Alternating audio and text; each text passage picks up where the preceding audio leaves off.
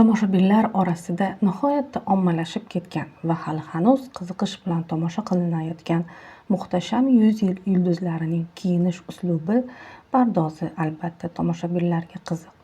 Serialda-ku ularning qanday kiyinishlarini bilamiz, ammo hayotda-chi? Hayotda ularning imidji qanday?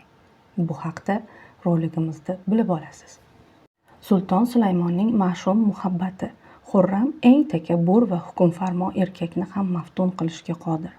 Qalin oltin sochlar, katta moviy ko'zlar, feruza shoyidan tikilgan shohona libos bilan uyg'unlikda jozibakor kuchga aylanadi.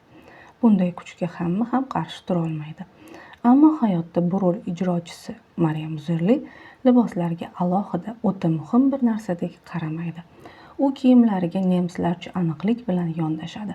Kundalik hayotda sifatli trikotajdan tikilgan mayka, futbolka va jemperni shim yoki yubka bilan uyg'unlashtirishni ma'qul ko'radi.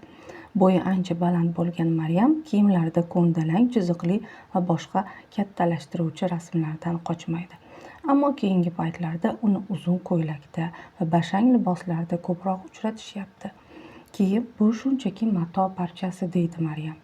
Ammo yulduzlik maqomi uni ba'zi narsalarga mas'ul qilishini tushunadi albatta.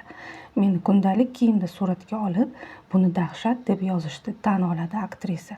Meni bashangroq libosda ko'rishni xohlashsa kerak. Mayli, asta-sekin bashang bo'lib qolarman, deydi Maryam. Aktrisa serialda Sulton Sulaymonning onasini o'ynaydi.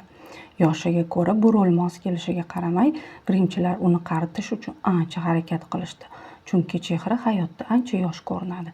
Nabohat uchun ham kiyim muhim narsa emas, ammo har qanday vaziyatda didli ekanligi bilinib turadi. Har qalay ilgari model bo'lgani seziladi.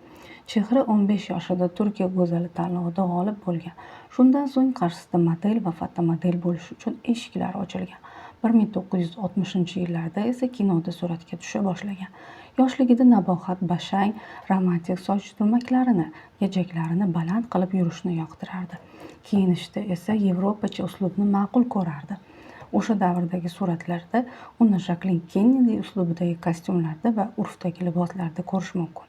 Tadbir va kechalarda esa sharqona ko'ylakda, katta bijuteriya taqib, soch turmagiga gul qo'ndirib namoyon bo'ladi.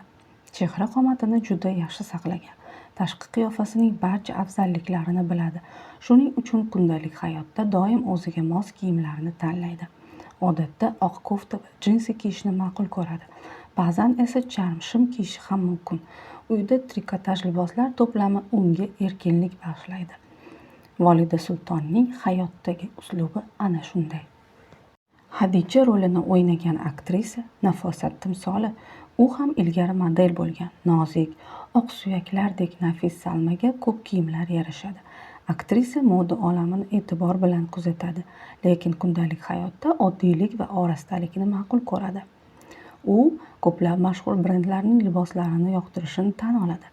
Turk modelyerlari orasida esa Umid Unal, Xoqon va Gamze Saracho'g'lining kiyimlarini yoqtiradi. Hayotda Salma imij borasida tajriba qilishga ishqiboz. Uni goh mumtoz uslubda, goh romantik liboslarda ko'rishingiz mumkin. O'zining tan olishicha, uning eng yaxshi ko'rgan kiyimi militariy uslubidagi shim. Hatto bu shimlar urfdan qolganda ham aktrisa ulardan voz kecha olmaydi.